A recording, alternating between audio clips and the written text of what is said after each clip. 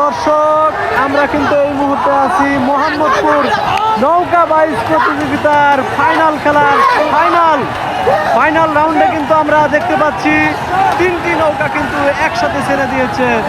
সবার বাম পাশে রয়েছে আমাদের কুশলনগরের একতা, মাঝখান দিয়ে রয়েছে কান্দারচরের আনন্দতরী এবং হাতের ডান পাশে রয়েছে মোহাম্মদপুরের আশার আলো। দেখা যাক দর্শক, খেলা কিন্তু শুরু হয়ে গেছে দর্শক, টানটান উত্তেজনা, এর মধ্যে দিয়ে কিন্তু অনেকটা এখনো একদম বাঘের সিংহের লড়াই চলছে দর্শক মোহাম্মদপুর নৌকা বাইচ প্রতিযোগিতায়।